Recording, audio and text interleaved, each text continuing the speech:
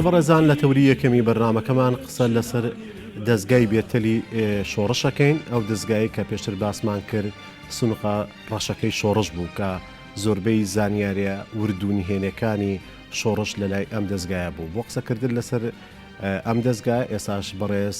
مامۆستا عوسمان عومەر بەرپرسی ناوەندی بێتەلی شۆڕش لەگەڵمانە. مامۆستا ئەم کاتە و باش هەموو کاتت باش. پێم خۆش یەکەم جار دەستگاکە بناسیێنین با بینەرانمان. بێتەلی ناوەندی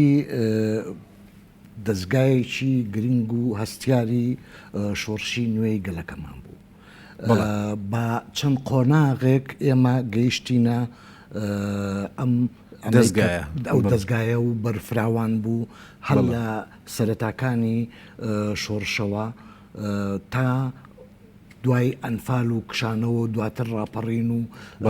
بووین بە خاوەنی دەستگایەکی بەرفراوان لە کۆمەڵێک کادری بەتوانا و دڵسۆز و بەڕاستی لە خۆبردوو. بەڵێ مامۆستا دەستگاکەتان لە چیوە دەستان پێ کرد؟ پێش ئەوەی کە بچینە ناو بابەتەکەەوە حەز دەکەم وتەی دوو فەرماندەی سەربازی گرنگ هەیە کە لە بواری سەربازی دایشان کرد. یەکیان مۆنتیگمریە دەڵێت گاندن و پەیوەندیکردن شادەماری سوپایە. ئەمە یەک. دوایی ڕۆمڵ دەڵێت گاندن و پەیوەندیکردن ناتوانرێ وەلا بنرێ لە ئاستی یەکەیەکی بچووکەوە تا ئاستی سەرکردایەتی و چەکێکیشە هەندێک جار بۆ یەکلایکردنەوەی جەنگ بەکاردەهێنرێت. و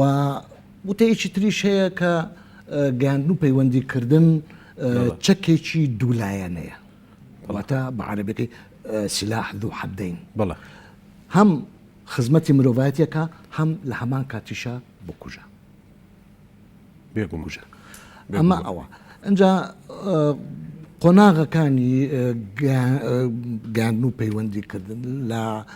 ناو یەکێتی نیشتیمانی کوردستاندا بەچەند قۆناغێ بەچەند هەنگاوێکدا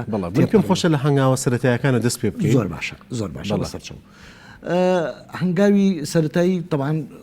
بەهۆی بێ ئیمکانیەتی و نەبوونی دەستگا بێتەلەکان بە شێوەیەکی مەحدود بەکارهێنراوە. ئەویش هۆکی تۆکی بووە. طبعاً هەموو دەستگایەکی گاندن و پەیوەندیکردن کە تۆ بەکاری ئەهێنی ئەبێ بزانی کە دوژمنێک هەیە گوێت لێ دەکرێت.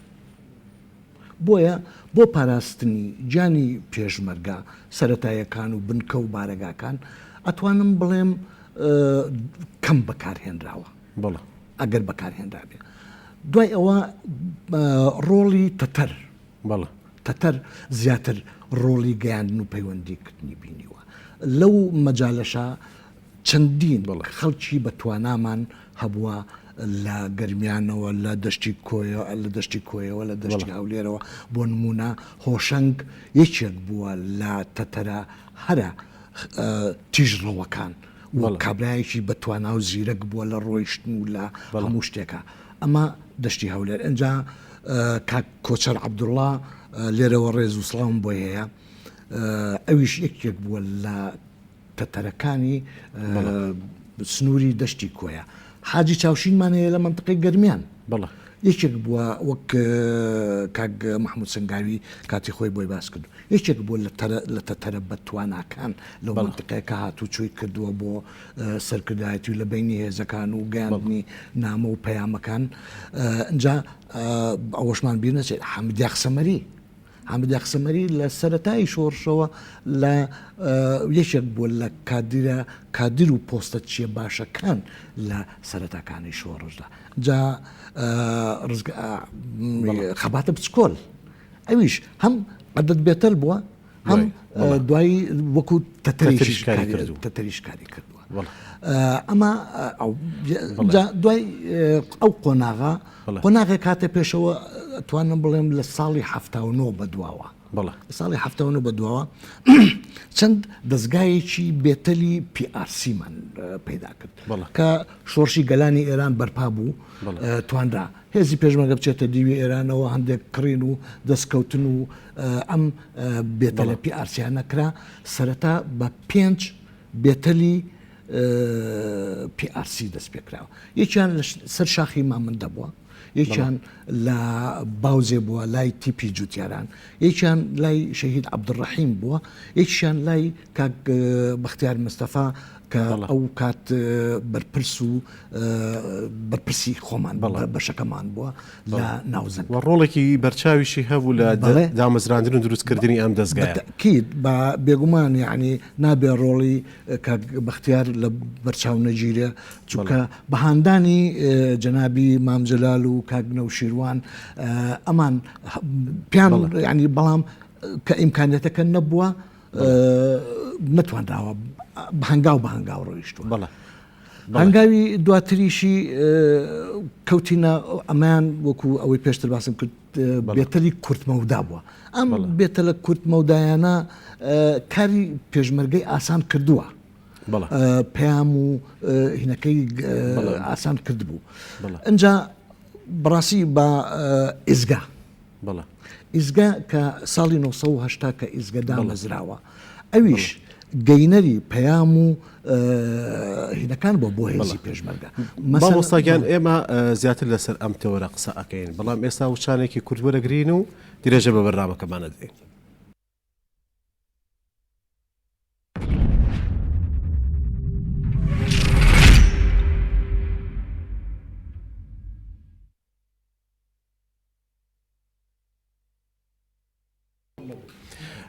مامۆستاکان پێش ئەم وچانە باسی ئەوەمان کرد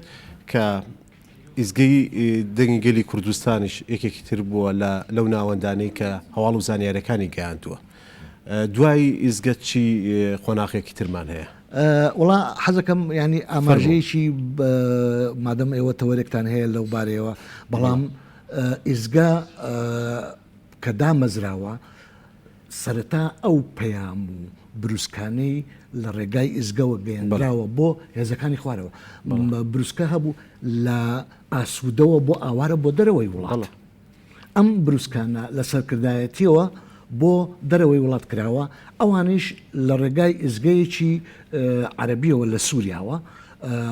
بروسکەکانیان وەڵام داوەتەوە من سابر ئیلا سامد ئەمە قۆناغێکی گرنگ بۆ چکە بەهۆی ئەم ئیزگەیەوە زۆر جار هۆشداری دراوەتە هێزی پێشمەرگە ئاگادار کراونەوە ڕێنمایی کرا تەنانەت دواتر لە ڕاپەڕینیشە بە هەمان شێوە ئەو جفرانەی ئیزگەی دەنگیگەلی کوردستان ڕۆڵێکی بەرچاوی هەبووە لە ڕاپەڕیندا قۆناغێکی تری ڕۆڵی بێتەل لە دوای هەشتاوە دەست بەڵاکات کە شەڕی عێراق ئێران بەرپا بوو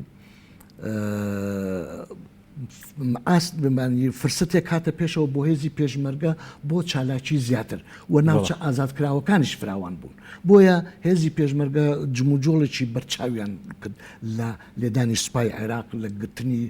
چەندین جۆر بێت لەوێش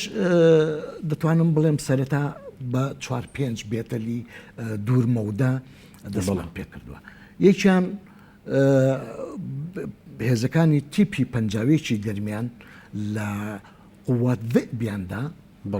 دوو جیهازی ڕاکاڵ و دوو مجەفیرەیان گرت هێنرا بۆ سەرکردایەتی یەکیان دایەوە بە خۆیان بە ناوی شاڵاوەوە کەوتەگەڕ و بەرزانی حەمەیمینە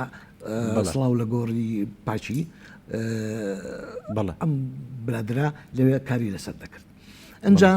دوای ئەوە جیهاز بێتەلێکی تریشمان نێردرا بۆ حاجی مامەند بە ناوی زۆزکەوە ئەو کاتەکە مەلا بەختیار بەرپرسی مەڵبەڵ بوو و بێتەلێکیشمان لە منطقەی سوورقاوشان کاگعلی بچکۆ لەو کاتە بەرپرسی مەڵبەندی دوو بوو بە ناوی ڕزگارەوە و لە ئەسنای چالاکیەکانی هێزی پێشمەرگەوەکو و پێشتر ئاماژەم پێدا زیادی کرد تیپی سیویەکی بەرزنجە ئەوانیش بێتەلێکیان گرت هێنایان بۆ سەرکردایەتی و کاک بورهان عەبدوڕەحمان لێرەوە سڵاو ڕێزم بۆ هەیە ئەو یەکەم عەدەد بێتەلی تیپی دوایی طبعاً بوو بە تیپی 37 شارباژێر بەڵێ ئەنجا بەرەبەرە هەنگاوەکان گەشیان کرد و چەند بێتەلێک کردرا لەلایەن سەرکردایەتەوە. مامۆستا با قسێک لەسەر جفرەکان بکەین ئەم جفرانە چۆندا ئاڕێژرا ئاسان بوو بێگومان هەموو سەرەتایەکی کارێک ئاسانی تێدایە بەڵام بە هۆ حکمی ئەزمونەوە حکمی ئەزمونەوە بەرەبەرە سەرەکەوێت و پێشکەوت و طبعاً سەرەتای دروستکردنی شفرەکان لەلایەن کاک بەختیار مستەفاوە داڕێژرا دواتر ئێمە کە من چوومە دەرەوە کۆمەڵێ برادر دەستگاکەمان فراوان بوو ئێمەش هاوکاریمان نەکرد لە ئەفکار لە بیرۆکەی شفرە ئەویش دای ئەڕشت و دوایی ئەنێردرایەوە بۆ مەڵبەندەکان و هێزی پێشمەرگە زیاترش ئەو شفرانە چی بوون ینی ژمارە بوون ناو بوون تێکەڵاو بوو هەبوو مەسەلەن هەبوو ئەو شفرانە سێ ژمارەیە بوو هەبوو چوار ژمارەیە بوو هەبوو چوار ژمارە و ناوێک بوو هەبوو سێ ژمارە و ناوێک بوو مەسەلەن ئەوە هەموو جارێ لەسەر شێوازێک نەبووە ینی یاسایەک نەبوو کە ئێمە لەسەری بڕێن بەس تەنها مهم ئەوە بوو کە ئێمە جێگای شانازیە تا ئەو ڕۆژەی ڕوخانی ڕژێمی بەعس حکومەتی عێراق نەیتوانیوە تەنانەت یەک شفرەیەکمان بکاتەوە لەبەر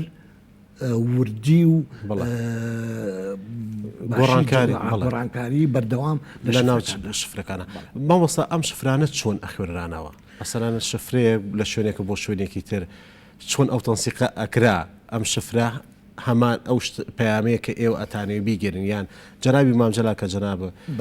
لەلای ئەو فترەیەکی زۆر کارە کردووە کە بروسکەکان بۆ نمونەوەکو جەنابی مامجەلال کە بروسکەکانی بۆ ئەناتی ئێمە پێشتر ئەو شفرانەمان ناردووە بە خەڵکانێکی ئەمیندا بۆ مەڵبەندە بۆ سەرتیپە بۆ عەدەد بێتەلەکە لەگەڵ ئەو شفرانەی کە ناردوومانە شێوازی حەلکردنی شفرەکەمان پێ بوو تر ئێمە لای خۆمان بۆ نمونە من کە مامجەلال شفرەکەی بروسکەیەکی داومەتێ دانیشتوم کردومە بە ژمارە دانیشتوم کردومە بە ژمارە و ئەم ژمارانە طبعاً ئەو لەوێ لە ڕێگای بێتەلەوە خوێندراوەتەوە کە خوێندوێتەوە ئەویش چونکە کلیلی لەلایە مادەم کلیلی لەلایە ئەتوانێت یەکسەر بچێتە لای بەڵام هیچ کەسێک مەسەلەن ئێستا من ئەگەر من شفرەیەکم لابێت تۆ هیچ لا نەبێ 1000 ژمارە دەمێت تۆ تێناگەی نازانێت چی نووسراوە بەڵام عەدەد بێتەلەکە ئەم کلیلەکانی لەلا بوو دەکردەوە هەبوو جاری وە بوو مەسەلەن شفرەی بینی مەڵبەندە شفرەی بینی مەکتەبی عەسکەری و مەسئولی مەڵبەندە بینی مەکتەبی سیاسی و مەسئولی مەڵبەندە چەندین جۆر جفرەمان هەبووە لە مەجاالە بەڵێ قەت هەبووە کە شفرێک دەخوێنرێتەوە یان هەڵا بخوێنرێتەوە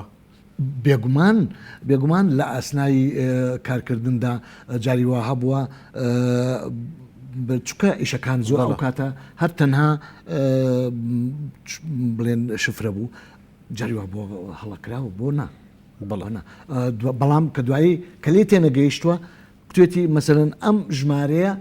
بۆ تەئکید بکەوە یەک دوو سێ مەسەلەن ئاوە ئەگەر چەند ژمارەیەک بوو ئەگەر یەک ژمارە بوو بێ ئەوە توێتی ئەم ژمارەیان بۆ تەئکیدکەوە ئەو کاتە لای خۆمانەوە لای هەر شوێنەکەەوە نەک لای ئێمە لە هەر شوێنێکەوە کە غەڵەتەکە کرابێ توێتی کاکە ئەم ژمارەیەمان بۆ ڕاستکەوە بۆ ئەوەی لێ هەڵێمی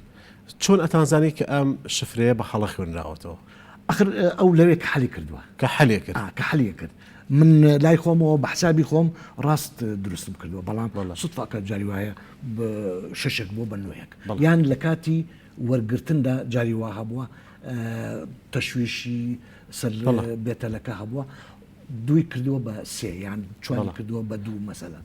ئەوە بووە مامۆستا باسی ئەوە کرد بە درێژایی ماوەی کارکردنی ئێوە هیچ کاتێک شفرەکانی ئێوە لەلایەن حکومەتی عێراق نەخوێنراوەتەوە ئەنی ئەو کەسانی کە تەتەر بوون ئەمانە قەت هەبووە دەستگیر کرابێتن یان ئەم شفرانی ئێوە بۆ نەخوێنرا چۆن نیان ئەتوانی بیخوێنەوە دەستگایەکی گەورەی وەکو بڵێن ڕژێمی بەعس کە لە هەموو بوارە سەربازەکانەوە ئەوان هەموو دەوراتیان بینیوە چۆن ئەم شفرانی ئێوە نەخوێنرایەوە لایەوە ئێمە لەسەر یاسای ئەوان بە یاسایەک بەڵێ یاسای عسکەریە بوو یاسای سەربازی بەڵێ. ئیشانەکەت ئێمە یاسای پێشمەرگانە بوو بەڵێ ینی چی یاسای پێشبەرگە یاسای ئێمە خۆمان یاسایەکی خۆکرد بووە بۆ خۆمان بەڵێ. یعنی ئەوە نیە وەکو بە کودێکی خۆمان الحاجەت و ئوم الاختراع بەڵێ ئێمە ئەومان بەکارهێناوە یعنی چی فکرێک بە منشکمان داهات بێت کە نەهێڵین دژمن سوودمان لێوەربگرێ ئەو ڕێگایمان دەتۆ دەبەر لەوەشە سەرکەوتوو بوو بەڵێ زۆریش ناڵم یعنی بە دڵنیاییەوە بەوا جێگایشان نازیشە بەڕاستی یعنی من ئەو چەندین ساڵەی لە بواری بێتەلا ئیشم کردووە چەندین زانیاری هاتووە هەر تەکیدی ئەویان کردوێتەوە کە شفرەکانی یەکێتی نیشتیمانی کوردستان زۆر بە ئەستەم ئەتوانین بیکەینەوە ناتوانین بیکەینەوە مامۆستا پێتان ئەڵەن سنووقە ڕەشەکەی شۆڕش بۆ ئەم ناوەتان لێنراوە ئەوە بەهۆی زۆری ئەو نهێنانە بوو خۆ دەزانی جاران ئەم مۆبایل و کۆمەڵێشت نەبووە هەرچی بروسکەیەک هاتووە بەڵێ لایەن جەنابی مامجلالەوە جەنابی کابینە و شیروانەوە یان مەکتەبی سیاسیەوە لە ڕێگای عەدەد بێتەلەکانەوە نێردراوە بۆ شوێنەکان یعنی هەر شتێک بوو بێ پێش هەموو شتێک من زانیومە عەدەد بێتەلەکەی بەرامبەرم بۆ نمونە لە مەڵبەندی چوارزانی بێتی بەڵێ ئەمە هۆکارەکەیەتی کە بەڵێ زانیاری هەیە کە تا ئێستاش بەنیهێنی ما بێتەوە چۆن مەبەست مەبەستم ئەوەیە ینی ئێوە زانیاری ئەو کاتی شۆڕشتان نابێت تا ئێساش هەر ئەبێنی هێنی بێت و هەر بەنیهێنی بمێنێتەوە خۆی وەکو یاسایەک هەیە دوای 25 ساڵ دەتوانی ئەگەر شتێک هەبێت لەسەر ئەو بابەتە ئەتوانی لەسەری بنووسی و بڵاوی بکەیتەوە بێگومان ینی زۆر شت هەیە ئێستا ئێمە ئەم جارە بە هەوڵ و توانەکانی کاک بەختیار و کاک خالد حسێن توانیمان کتێبێکی تقریبەن 1000 لاپەڕەیی کە پڕیەتی لە بروسکەی نهێنی ئەمە ئەرشیفی بێتەلە بەڵام مامۆستا ئەوە ماوەی ئەو کتێبە کە چاپ و بڵاو کراوەتەوە ماوەکەی کەمە مەسەر ئێوە لە هەشتاوە دەستان پێ کردووە هەتا 92 لە دوای 92 هەر بەردەوام بوون مەبەست بۆ ئەو قۆناغانەی تری تیانە بۆ ئەوانەی ترن نەکراوە بە کتێب بڵێ ئەوە بحقت یعنی خۆ دەزانی یەکێتی نیشتیمانی کوردستان تووشی چەند کارە ساتێک هاتووە بەڵێ شەڕەکانی ئەنفال و کشانەوە لەو مەجاالە زۆر ئەرشیف مەسەلەن ئەرشیفی ئێمە خۆمان وەکو بێتن زۆربەیمان ناچار بووە یعنی بۆ ئەوەی نەکەوێتە دەست دوژمنەوە سوتاندمانە ئەوەی گرنگ بوو بێ پاراستومانە لەگەڵ بەڵامانێناوانە بەڵام ناتوانرا مەسەلەن لە ساڵی 1970 تا 1970 یعنی ئەو کاتەش وەکو ئێستا نەبوو بڵێ کۆمپیوتەر هەبێ بتوانین بیخەین بیپارێزین و بینوسینەوە و چاپیکەین و بیخێنە سەر سیدیەک و بە چەند سیدیەک 20 دەفتەر بخێنە سەر دەسیدی و لە جیرفانی خۆمان دابنین یان لە فلاشێکا یان لە فلاشێکا بیپارێزین بەڵێ ینی زەحمت بووە پاراستن و بەڵام کاک بەختیار و کاخارەتیش باسی ئەوەکەن کە ئەمە هەموو تەنانەت ئەو باوی کە دیاری کراوە هەزم هەشتا بۆ هەتا ڕاپەڕینەکە ئەنی هەموو هێشتا کە هەموو بروسکەکان نین بەشی لە بروسکەکان زۆرە بڵێ بردووە بەحقەت بروسکەکانی ئێمە ڕۆژی وها بۆ نمونە تا ئەم پێش ڕاپەڕین و لە هەشتا و حوت و ئەوانە ڕنگ بێ جەنابی مامجلات ڕنگ بێ جاری وها بووە لە کاتی حرەکات و جم و جۆڵی هێزی پێشمە ڕنگ بێ سەد بروسکەی نووسی بێت يعني بەڵێ. نەبێتە مبالغە جاری وە هەبووە بەڵێ. يعني ژمارەیەکی زۆر ئەتوانم بڵم جاری وە هەبووە يعني فریان نەکەوتین ئێمە 4 کەس بووین لەو شوێنە ئیشمان کردو یان 3 کەس بووین لەو شوێنە ئیشمان کردووە فریای جفرەکان فریای بروسکە شفرەکردن نەکەوتوین يعني ئەوەندە بروسکەکانی بە بەردەوامی بووە و بروسکەش هەر ئەوەش نەبووە بروسکەش بە بەردەوامی هاتووە. بروسکەی مەڵبەندیشمان بوواتەوە ڕۆژیەوە بووە ینی وەکوتم ڕنگ بە 100 بروسکەمان وەرگرت بێ لە هەموو جگەل لەوانەیە کە خۆمان نردومانە بۆ مەڵبەندەکان و بۆ فەرماندەکان. زۆر سپاس مامۆستاکەیان کە لەگەڵمان قوربان زۆر سپاس دەکەم.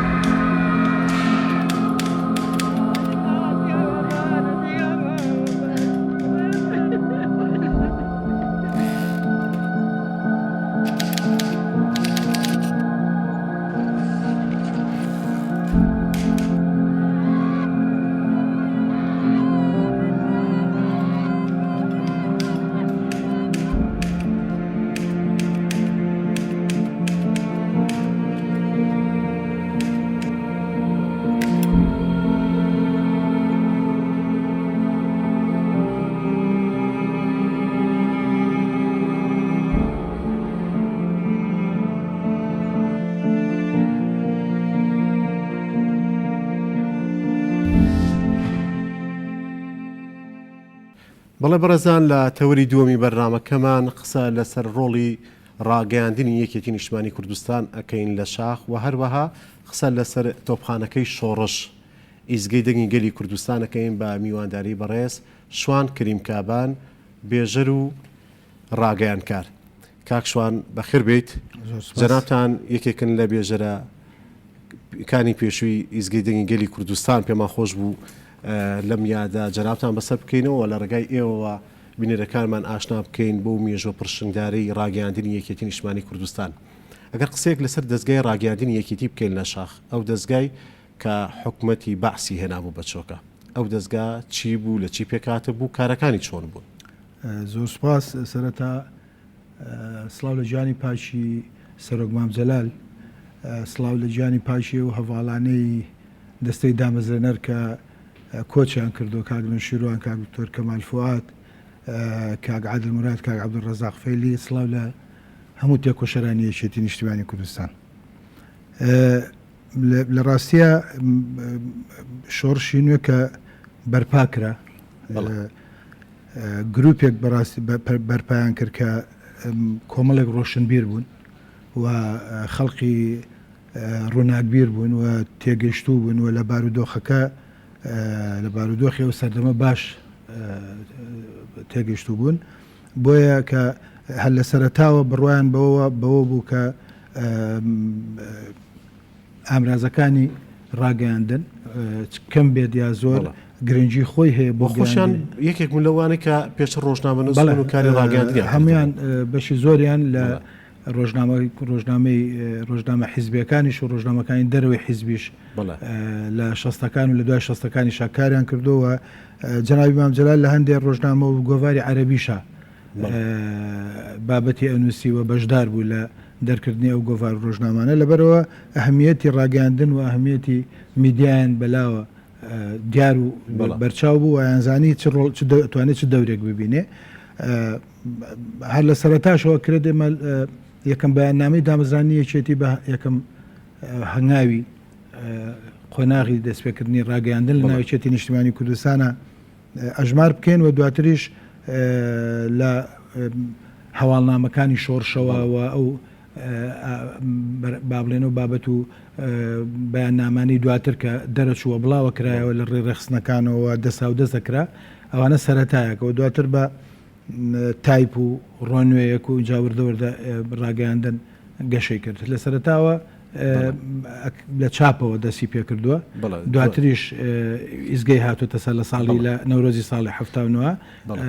ڕاگەاندن لەوێەوە دەستی پێ کردووە بەڵام کاکشۆن کە ئەبینین ڕاگەاندنی یەکێتی کە دەست پێ ئەکات هەمیشە بە دوو شێواز کاری کردووە شێوازێکیان خیتابی یەکێتی بۆ جەماوری کوردستان خیتابی دووەمیشی بۆ بڵێن ئەو نەتەوەی عارەب بووە بە شێوەیەکی گشتی ئەم هەڵبژاردننی ئەم دوو شێوازە بۆ مەسەڵەن شەرارەی هەبووە لە هەمان کاتە ڕێبازی نوێشی هەبووە بە دڵنیای وەکوتمەوە تێگەشتنی ئەو هەواڵانە بۆ لە بارودۆخی هەرێمی کوردستان و ناوچەکە ئەوەی کە بۆ خەڵکی کوردستان بووە پێویست بووە کە بە زمانی کوردی تۆ بیدوێنیت و ئاگاداری کەیت و قسەی لەگەڵ بکەی و بۆ ئەوەی تر کە عەرەب بووە خوبا بڵێن بۆ وڵاتە عەرەبیەکان و خەڵکی عەرەب گرنگ بووە کە تێبگەن کێشەی کورد چییە و ئەم شۆڕشە ئامانجی چییە و ئایا ئەوەیە کە ئەڵێن شۆڤێنەکانی عەرەب ئەڵێن کە ئەمانە دژی عەرەبن و بۆ لە ناوبردنی عەرەبن یا بەڕاستی قەزی مەسلەیەش کێەوە مەسلەیەکی تری گەورەترە لەوە و مەسلەی نەتەوەیەکە لەبەرەوە پێویست بۆ بە پێشتریش لەو فترەی زوو لە ئەوروپاش بە چەند زمانێک لە وڵاتانی ئەوروپا هەفتەنامە یاخو مانگنامە یا ڕۆژنامە دەرکراوە بۆ ئەو بەو زمانە بۆی خەڵقی وڵاتانەش یا لە ئەوروپاش تێبگەن کە کێشەی کورد لە عێراق یاخو لە ناوچەکە چییەوە بۆچی شۆڕشەیە ئەو خەڵقا لە خۆیەوە سەری لێ تێکچۆت یاوێتێ شاخ و دەستیاوەتە تفەنگ بۆی داکۆچی لە مانەوەی خۆی و لە مافەکانی خۆی بکە یا بەڕاستی مەسلەیەک هەیە کە کێشەی نەتەوەیەکە کە هەزاران ساڵە لەم ناوچەیە ئەژیوە ئێستا بغەدرێکی گەورەی لێکراوە مافەکانی خوراوە بۆیە ئەو بە چەند زمان پێویستی بوو بێ و ضرور ببێ لەو سەردەمانەوە لە قەدەر توانای یەشێتی نیشتیمانی کوردستان گۆڤار و ڕۆژنامە و بەتایبەتی لەو عەرەبی بە دڵنیاییشەوە کوردی کە زمانی سەرشی پێشتر وابزانم پێشینێکی وامان نییە لە شۆڕشەکانی پێشووترە کە یەک ڕۆژنامەمان هەبێت بە زمانێکی جیاواز ئێمە ئەنی ئەوەی ئەیبینین مەسەڵەن ڕۆژنامەکە بە کوردی بووە بەیاننامەیەک یا مەقالەیەکیان چەند بابەتی کتیا بۆ بە زمانی عەرەبی ینی ئەمەش داهێنانێکی تری یەکێتی بووە و شێوازێکی ڕاست و دروستی یەکێتی بۆ بۆی پەیامەکەی بگا بە باشی زۆر ڕاستە لە شار لە دوای مفاوزاتی با بڵێن لە دوای ئازاری تا 74 هەبوو تاخی هەبوو برایەتیش بە کوردی بەڵام ئەوە لە شار بوو ئیمکانیەتی ناو شارە لە چاپخان بوونی وەرەق و بوونی کادر و هەموو ئەوانە بەڵام لە شاخ نەخێر لە شاخ ئەوە بەڕاستی ئەویش دێکێکە لە داهێنانەکانی یەشێتی لە بواری ڕاگەیاندنا کە بە دوو زمان توانی تۆ ڕۆژنامە دەرکەی دوێت نامیلکە بە دوو زمانیش هەندێک نامیلکەشمانەیەمە بە عەرەبی لە شاخ چاپ کراوە بۆ عەرەب بۆی بۆ بابەتێکی گرنگ هەبووە کە تۆ پێویستت بووە خوێنەری عەرەب بیزانەوە لێت تێبگا لەبەرەوە بە عەرەبی چاپ کراوە بەڵێ کاکشوان دواتر باسی ئیزگە ئەەکەی بەڵام هەر پێم خۆشە لە چوارچەوەی باسی چاپکردنی ڕۆژنامە و گۆڤارەوە باسی کتێب و نامیلکەش بکەین ینی ئەبینین لە شاخ گرنگیەکی زۆر دراوە بە کتێب و زۆر جار پانتایەکی باشی ئازادی فراهم کرابوو بۆ نووسەران وتەکەی جەنابی مام جەلال نان و ئازادی بۆ نووسەران و ڕۆشنبیران بە تەواتی لە شۆڕشە ڕەنگیدا بووە کەمە باسی شۆڕشەکەین باسی سەردەمێککەن کە هێزی پێشمەرگە بە بەردەوامی لە شەڕا بوو ئەوە نەبوو بڵێ کەشێکی تاو ئارامێشە بڵێ یەکێتی دوسێ جۆر چاپخانەی هەبووە بڵێن ینی یەکیان با بڵێن مرکزی بووە چاپخانە مرکزەکە کە ڕاگەاندنی ئەو کاتە مەکتەبی ناوەندی ڕاگەاندن سەرپەرشتیە کرد و چاپخانەی با بڵێن ئەو حیزبانەی کە پێچێتیان پێکێناوە کۆمەڵە بۆ خۆی دەستگایەکی ڕۆشنبیری هەبوو شۆڕش گەڕانیش عینەشت ڕاگەاندنی خۆی هەبوو ئەم سیانە پێکەوە ماگانە ژمارەیەکی زۆر بڵاوکراوە گۆڤار و نامیلکیان دەرەکرد لە پاڵ ئەوە ژمارەیەک نووسەر و ڕووناکبیر و ئەدیب و شاعیر لە ناوچەکانی ژێردەسەڵاتی یەکێتیە ئەژیان ئەگەر لە دەستگاکانی یەکێتیش نەبوو بن لە ناوچەکانی جێ دەسەڵاتی یەکێتیە ناوچە ڕزگارکراوەکانە ئەژیان و یەکێتی هەموو هاوکاریەکیەکردن و دیارە بە ینی بە هینی خۆیان بە قەناعەت و هینی خۆیان لەو ناوچانە بوون لە یەکێتی نووسەرانی کوردستان هەبوو لە شاخ و هەندێکیان لە دەرەوەی ئەو یەکێتیە بوون لە ڕاستیە هەمان ئەندام یەکێتیەکە نەبوون لەبەر هەر هۆکارێ بێ هەموو ئەوانە هەر بەرهەمێکی ئەدەبیان هەبوو بێ لە هەر بوارێکی ئەدەبا بوو بێ لەو چاپخانەکانی یەکێتی بە جۆرێک لە جۆرەکان چاپکراوە لە چاپخانەی ناوەندی چاپکراوە لە چاپخانەکانی تر ژمارەیەکی جگار زۆر بابەتی فکری سیاسی ئەدەبی لە شاخ چاپەکرا یعنی ئەگەر بەراوردیکەین ئەگەر بەڵە بە ئینسافەوە بەراوردیکەین بەو بارودۆخی ئەو سەردەمەی شاخ و بۆ ئیمکانیاتی کە هەندێک جار وەکو نەبوووا بوو لەگەڵ سەردەمەکانی ترا و لەگەڵ سەردەمی ئێستا ئەو کاتە زۆرتر بووە ساڵی 1986 من بیرمە 586 ناونیشان چاپکرا لە یەک ساڵی شاخە لەو شاخی کە پڕ بوو لە شەڕ و قسف و چیمیاوی و هێرشی بەعس و هەموو ئەو ناخۆشی و نەبوونی و بارودۆخە سەختەیە ئەو ژمارە ناونیشانە چاپکرا لە هەموو بابەتەکان کە من بۆ خۆم پێم وایەوە دەستکەوتێکی گەورە زۆر گەورە سەیریشە لە تۆ بتوانانی لەو بارودۆخە ئەو بەرهەمە ئیمکانێتی مادی نەبێت ئیمکانێتێکی زۆر کەم بوو یعنی چاپخانەکان وەکو بە زۆر نابوو چاپخانە بەڵێ بە زۆر کاری پێ بڵێ کاکشوان ئەبینین کە باسی ئەو ناونیشانانە ئەەکەین کەمترینیان ئەنی لە چوارچێوی پەیامی شۆڕشا بووە بەشێکی زۆریان تەنان ڕەخ نەبووە لە شۆڕش ئەمانەت چۆن بەسەرەن یەکێتی چاپی ئەکرد و داعمی ئەکرد بەسەر سەگوەڕی مامۆستا محەممەد مکری ئەنی ئەبینین ئەو کۆی شۆڕشەکەش بە سەگوەڕێک ئەشوپێنێ وەرەخلی زۆر تونیتە لە سەرکردایەتی ئەو کاتی شۆڕش ئەمانە چۆن چاپەکرا چۆن یەکێتی داعمی کرد یەکێک لە خاصیەتەکانی شۆڕشی نوێکەوە یەکێک لەو خاصیەتانەیەتی کە پێ ناسێتەوە مەسلەی ئازادی بوو بەڵاستی ئێستاش من پێم وایە لەو سنوورانی کە لە دەسەڵاتی یەکێتی تیا زۆرترە و هیچ بۆ ڕاستیەکە دەبێ هەمومان بیزانینەوە بێڵێنەوە ئازادی زۆرترە و بەرفراوانترە بە ڕادەیە کە من پێم وایە لە هەندێک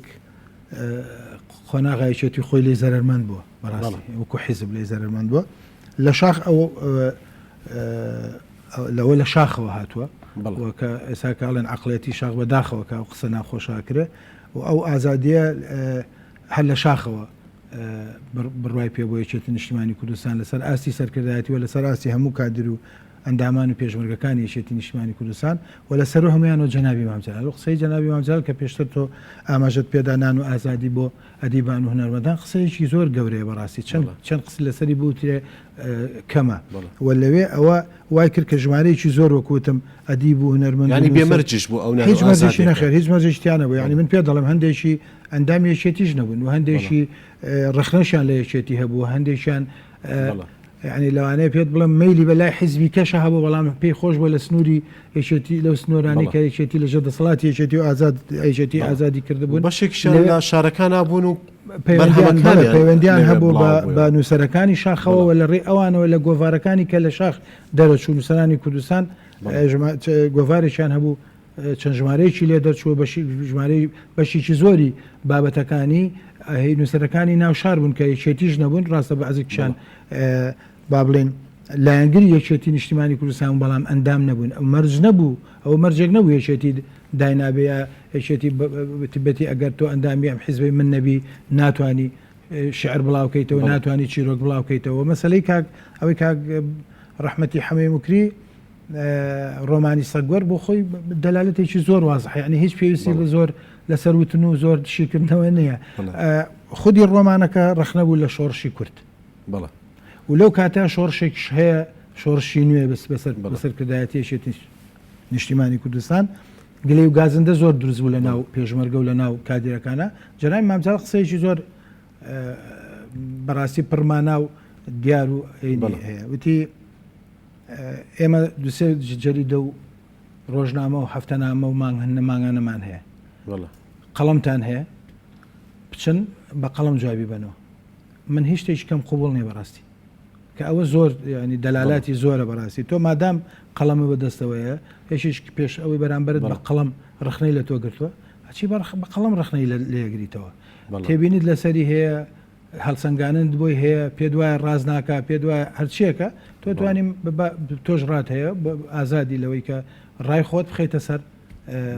وەرەخە و بڵاویکەیت کاکشوان قسەیەک کرد من پێم خۆشە پێشەوە بچینە باسی ڕۆڵی ئیزگە بکەین باسێک لە ئەقلێتی شاخ بکەین کە ئەوترێت ئەقلێتی شاخ ئێمە لە ئەقلێتی شاخە بینیمان ئەنجومەنی گوندەکان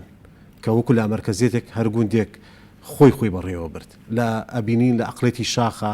ئەو پانتایە فراوانەی ئازادی ڕادەربڕین هەبووە لە ئەقلێتی شاخە لێپرسینەوە هەبووە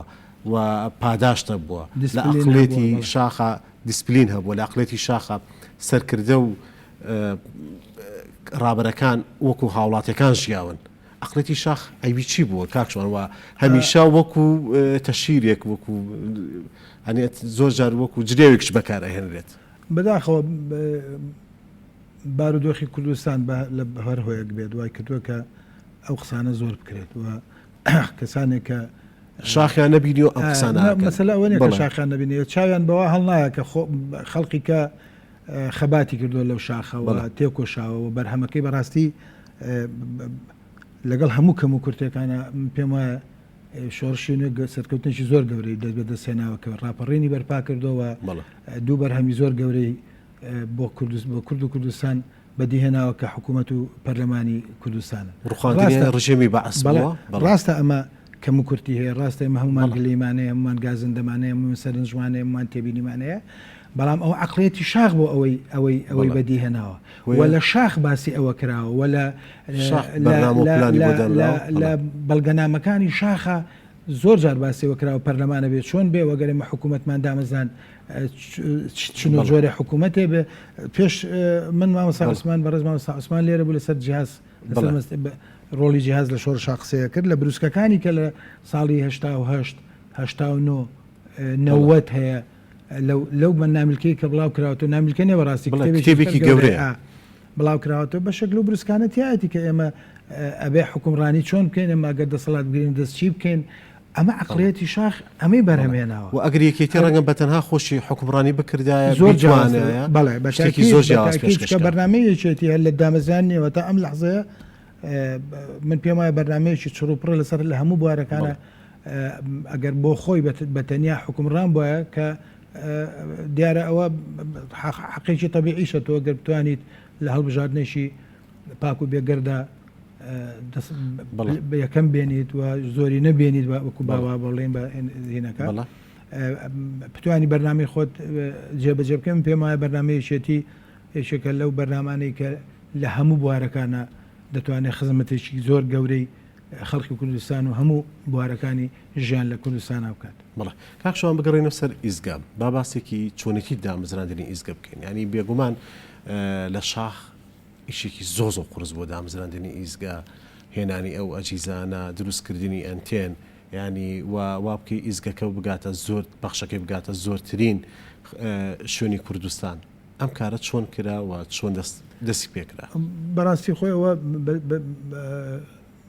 با بڵێن بیرۆکەی جەناوی مامجەلال و ئەو فەڤاڵانەی تری سەرکردایەتی بوو کە تۆ پێویستت بە ئامێرێکی گەیاندنە ئەگەر یەک لایەنەش بچکە ئیزگە ئامێرێکی گەیاندنی یەک تەرەفێ وەکو مۆبایل نییە وەکو تەلەفۆن نییە ئەو لاکەی تریش جا بباتەوە قسە لەگەڵا بکەیت و گفتوگۆ دروست بێ بەشەکە لە گەیاندن بەشەکە لە ئامێرەکانی گەیاندن و ئامرازێکی مهمە هەتا ئەم لەحزەی کە ئێمە قساکەین سەردەمی بەسەر نەچووە نەخێر کاریگەری شەهر من پێم وایە هیچ وەختێک ڕادیۆ با بۆ ناوە بڵێن ئیزگا نەسەردەمی بەسەرە چەنە ئەهمیەتەکەی لە خۆی لە دەستەدا و ئێستا کە ئەچیتە سەر بەشی رادیۆ لە ڕێدیۆ لە سەتەلایتە بینیت مەسەلەن لە هەموو ئینەکان هەموو سەتەلایتەکان هەزاران رادیۆی FM ئیشەکات و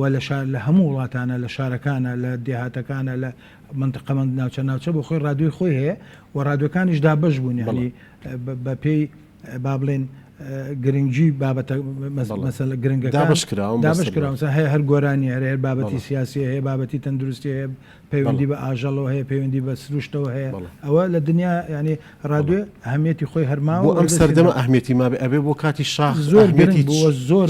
بۆ کاتی شەق لەبەرەوە هەواڵان بیریان لەوە کردو کە ئامرازشی پەیوەندی هەبێت ئەمرازشی یەکلایەنەی پەیوەندی هەبێت کە ڕادیۆ چکە لە شۆڕشی پێشووتری شاهبووە و ئەهمیەتی خۆی هەبووە لەبەرەوە بڕیار درا کە ڕادیۆیەک پێ بکرێ بەڕێ هەواڵێکی بەڕێز لەکوێتەوە ئەو ئەرکەی گرتاسۆ لێ ڕادیۆیەکی پێک جیازێکی ڕادیۆی پێ بەڵێکاک تەڵعات من پێم خۆش نە زۆر ناو بڵم چکات ترسم ناوی تر چێ پێم ناخۆشە ینی غەدر لە کەس بکەم هەموو ئەوانە بەڕاستی تێکۆشەر و خزمەتێکی زۆر گەورەی کە جیازەکەی کڕی بە چەند ڕێگایەک گەیاندرایە کوردستان و بە پشتی وڵاخ هێنراوە لە چەند شوێنێک تلۆریش بووەتەوە ئەو ئامرازە لە ئامێرە باشەکەیەوە بۆ کە نشکاوە ینی لە بیستوێکی لە ڕۆژی نەورۆز بیستوێکی سێ ساڵ 1970 یەکەم پەخشی پێکرا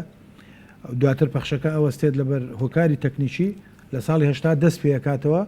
و بەڕاستی ئیشپێکردنی ئزگەل و سەردەما لە نەبوونی پارچەی یەدەگو لە نەبوونی ئیمکانیاتی تەکنیشیە زۆر زەحمت بووە هەموو جارێک ئەنتێنەکەی بە داری سپیدار چنار ئەنتێنەکەی دانراوە و سیم وایرەکانی پێ هەڵواستراوە بۆی تۆزێ بەرز بێت چەند لە هەموو شوێنێک لە شوێنی بەرز بۆ خۆی بەڵام هەر بۆی لە ئەرز دوورکەوێتەوە کە تەسیری هەیە ئەو هێنە لە نزیک بێ لەسەر ڕووی زەوی و هیمەتی و برادرە تەکنیکیانە بەڕاستی کە کەمیش بوون زۆر نەبوون زۆرە لەو بوارەوە زۆر هیمەتی باشانە کرد بۆەوەی ئەو ئیزگەیە لە ئیش نەکەوێ و لە سەرتاو یەک ئامێر بوو دواتر کە بوو بەدوان تۆزێ باشتر بوو ینی کە ئەیشیشانەوەستا ئەوی تر ئیش پێکرا و لە ڕاپەڕینی شادوان بوو 1 متری و 75 مترێکەوە بە 2 ستاف ئیشیە کرد و توانرا لە خۆی زیاتر لە توانای خۆی زیاتر سوودی لێ ببینرێت بەڕێز شوان کریم کابان ڕاگەانکار و بێژەری پێشووی ئیزگەی دەنگلی کوردستان زۆر سوپاس کە لەگەڵمانابووین زۆر سوپاس.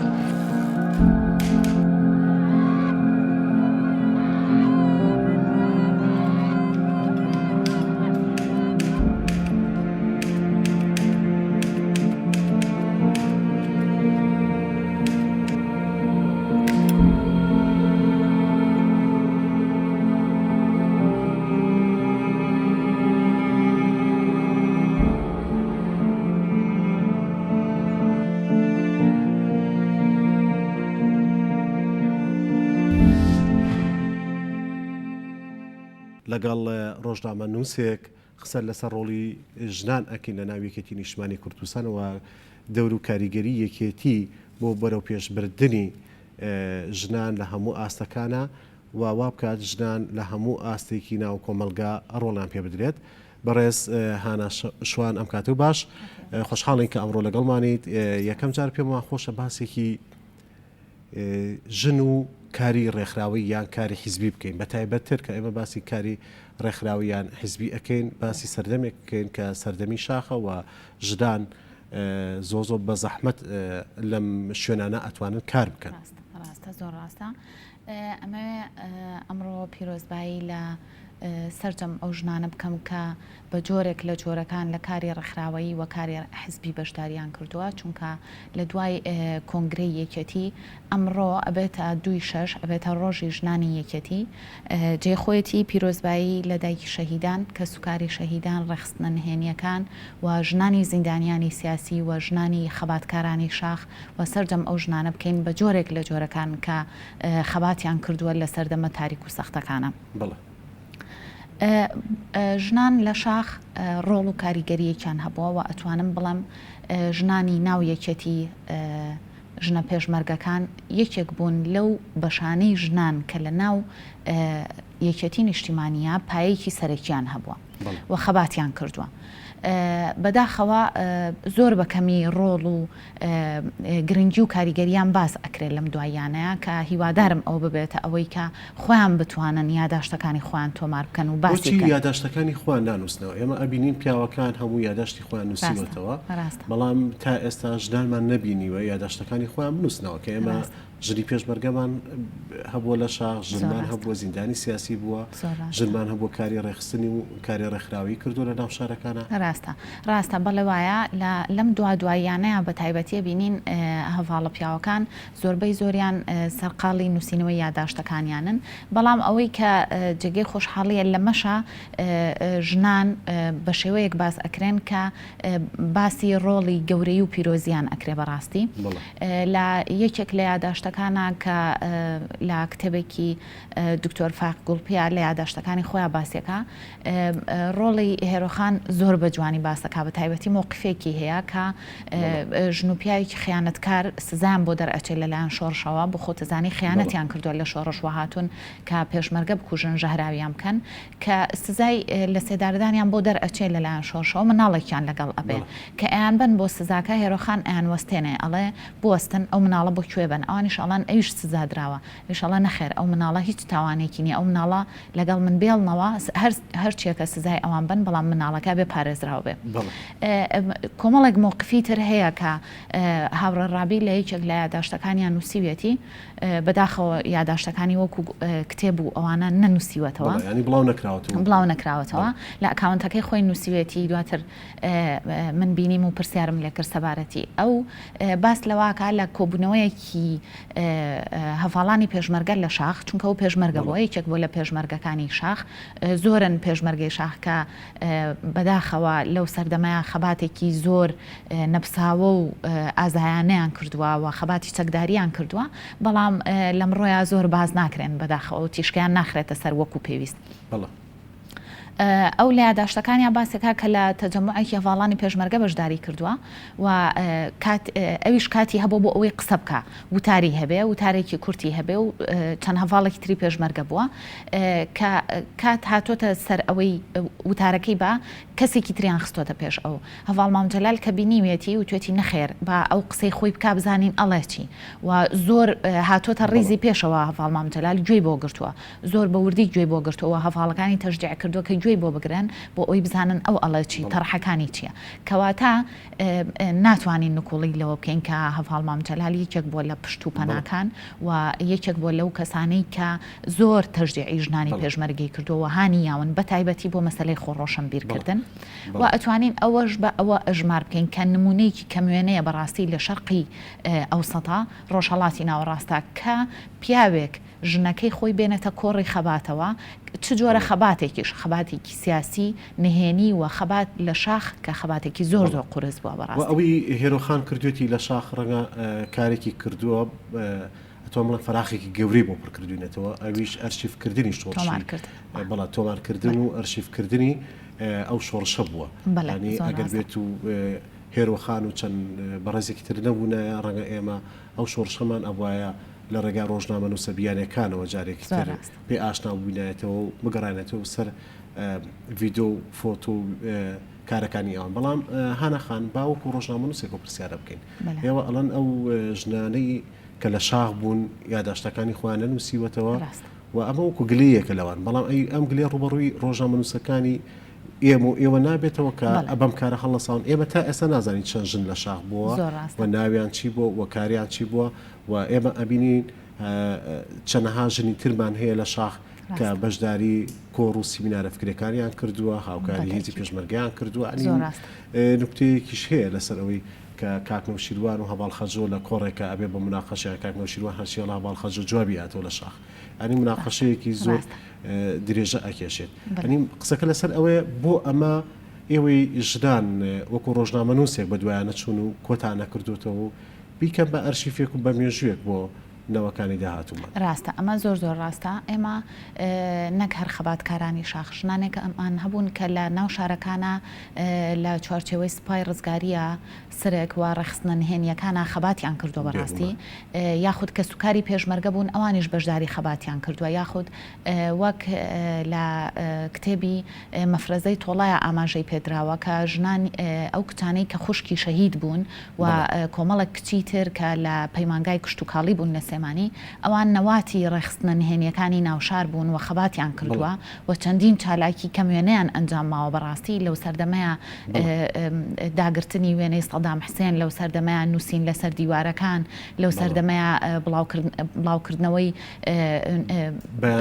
بەیاننامە و تاپکراوە نهێنیەکان ئەمانە هەمووی مەترسی زۆر گەورە بوون بەڵام ئەو کچانە ئازایانە کردویانە جێگەی خۆشحاڵەیە کە لەو یاداشتانە شاکە پیاوەکان ئەینووسنەوە ڕۆڵ و گرنگی ئەوان دەرئەخرێەوە ڕاستی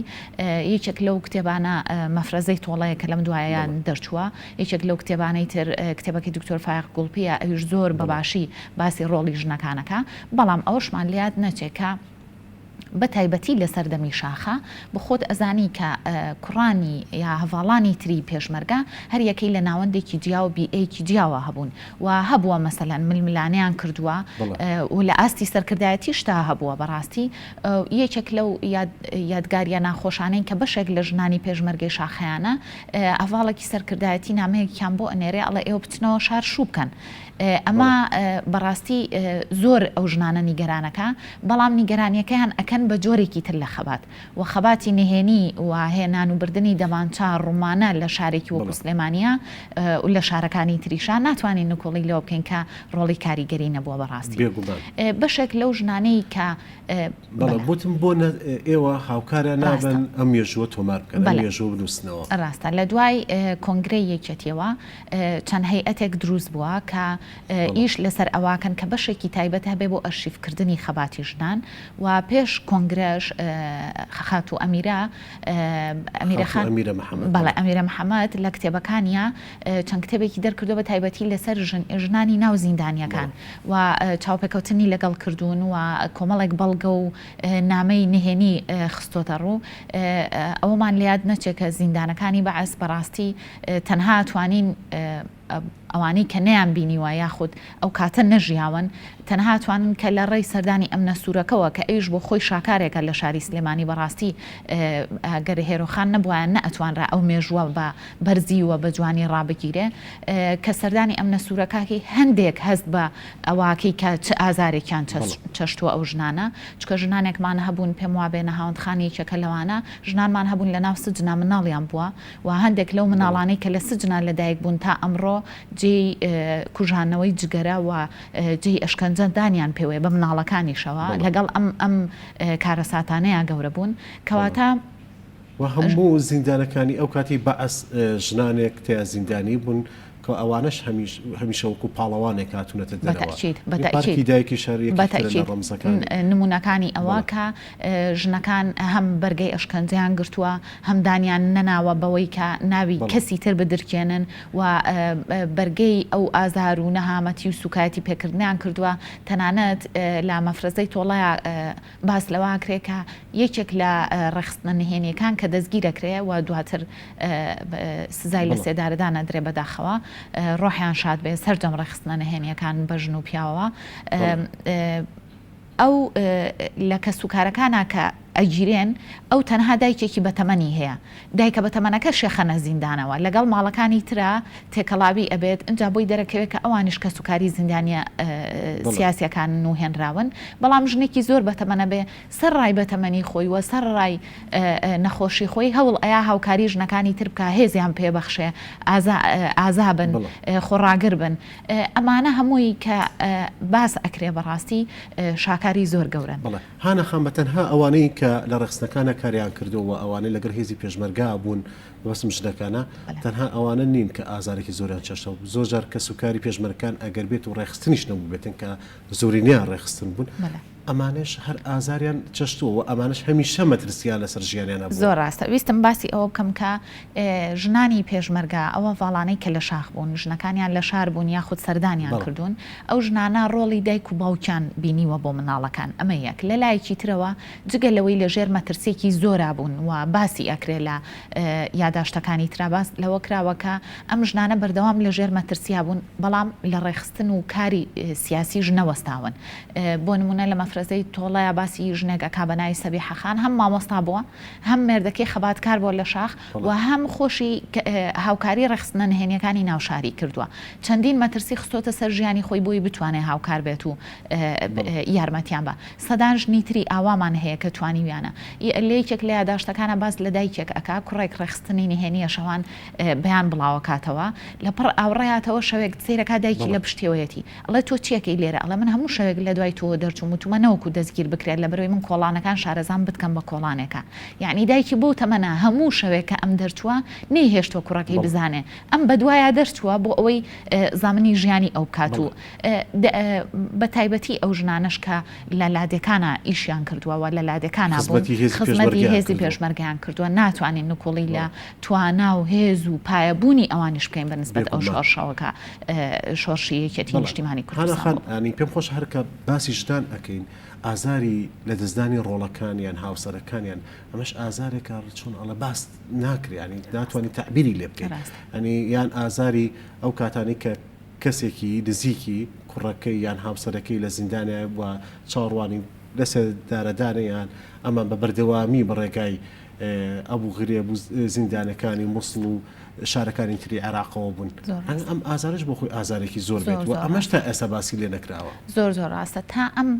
ساتەکە ئێمە قسەی تیاکەین ژنانێک هەن بەهۆی لە سێدارەدانی کە سوکاریانەوە ژنانێکان دەرباز بوون لەوەی کە ڕەش بەگیر کراوە چوونەتە سەر ماڵەکانیان چونکە باسەکرێکە جاریوا هەبووە کە ڕژێمی بەعسیاوێتی بەسەر ماڵەکانە کچ و کوڕ و ژن و پیاوی هەمووی بەیەکەوە بردووە جاریوا هەبووە کەسێک لەو عائیلەیە لە شوێنێکی تر بووەوە دەربازی بووە بەڵام عائیلەکە بە کاملی لە سێدارە دراوەوە هەندێکی وەکو لە بەڵگە نهێنیەکەیان نووسراوە قەتع الرقاب یعنی سەرپەڕاندن بەڵێ بەم شێوەیە سزادراون ژن مناڵ گەنج پیر ئەمانە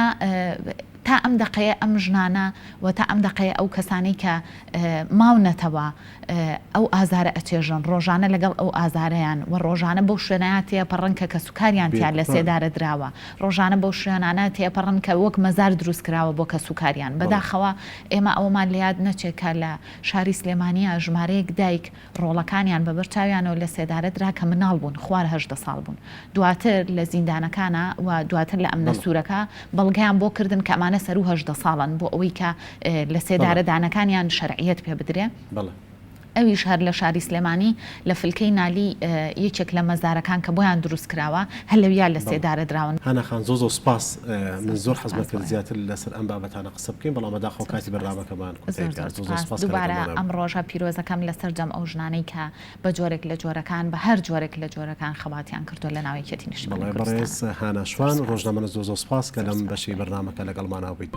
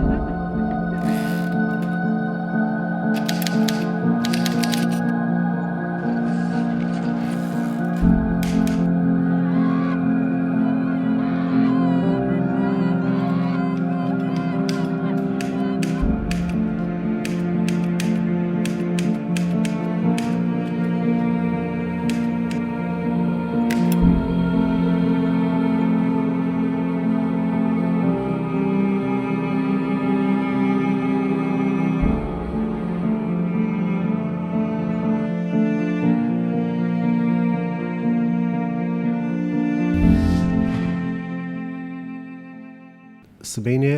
لە هەفتە یادی ساڵیادی دامەزراندنی یەکێتی نیشتیمانی کوردستان تەرخان کراوە بۆ بەس ڕاکردنی یادی شەهیدەکان تا سبینە بە یەک دەگەینەوە بەخواتان ئەسپێرین خواتان لەگەڵ.